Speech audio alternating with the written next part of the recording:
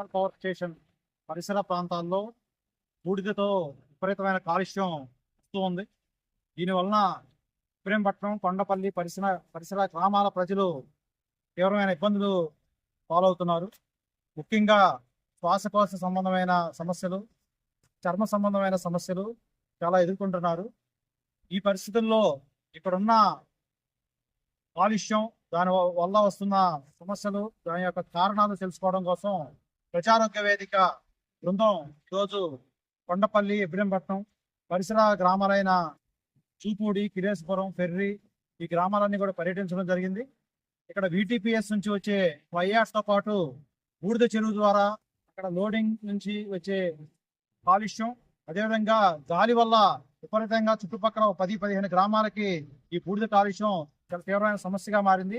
ఇవన్నీ పరిశీలించడం జరిగింది. స్థానికంగా ఉన్న ప్రజల్ని, పిల్లల్ని, విద్యార్థుల్ని, రోగుల్ని అందరం కూడా మేము కలవడం జరిగింది.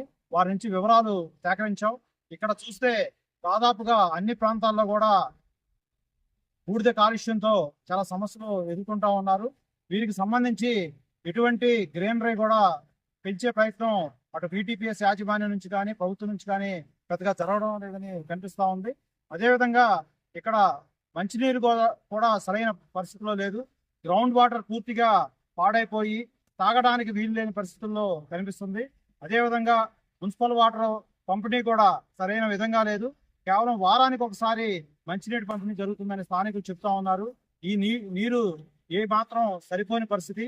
కాబట్టి మేము ప్రజారోగ్య వేదికగా ప్రాథమికంగా అడుగుతున్నది ఏంటంటే, స్థానికంగా ఇబ్రహీంపట్నం, కొండపల్లి పరిసర ఇతర గ్రామాలన్నిటికీ కూడా రెగ్యులర్గా ఉదయం, సాయంత్రం మంచినీరుని, రక్షిత తాగునీరు, కృష్ణానది మంచినీరుని అందించాలని మేము కోరుతా ఉన్నాం. అదేవిధంగా ఇక్కడ కాలుష్యాన్ని తగ్గించే దాంట్లో భాగంగా విస్తృతంగా చెట్లను నాటి గ్రీనరీని పెంచాల్సిన అవసరం ఉంది. ఆ కార్యాచరణ కూడా వెంటనే ప్రారంభించాలని మేము కోరుతున్నాం. అదేవిధంగా ఇక్కడ స్థానిక ప్రజలకి ఎటువంటి చెకప్ చేయడం కానీ, ఆరోగ్యపరమైన, వైద్యపరమైన సౌకర్యాలు అవసరమైనన్ని లేవు. కాబట్టి రెగ్యులర్గా మెడికల్ క్యాంపులు నిర్వహించడంతో పాటు ఇక్కడ హాస్పిటల్ను కూడా ఒకటి ఏర్పాటు చేయాలి.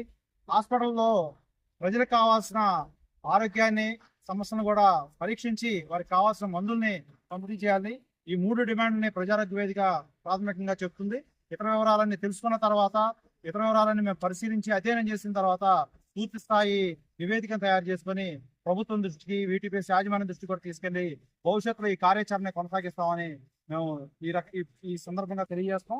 ఈ పర్యటనలో ప్రజారోగ్య వేదిక రాష్ట్ర అధ్యక్షులు డాక్టర్ MV రమణయ్య గారు, రాష్ట్ర ప్రధాన కార్యదర్శి శ్రీ టి కామేశ్వరరావు గారు, ప్రజారోగ్య వేదిక జిల్లా ప్రధాన కార్యదర్శి నేను జి విజయప్రకాష్, అదేవిధంగా ప్రజారోగ్య వేదిక జిల్లా ఉపాధ్యక్షులు డాక్టర్ ఎం సీతారామారావు గారు, స్థానిక పెద్దలు కొల్లి వెంకటేశ్వరరావు గారు, కామేశ్వరరావు గారు, ప్రజారోగ్య వేదిక కార్యకర్తలు శ్రీధర్ గారు, దేదీప్య గారు, దివ్య గారు తదితరులు పాల్గొనడం జరిగింది.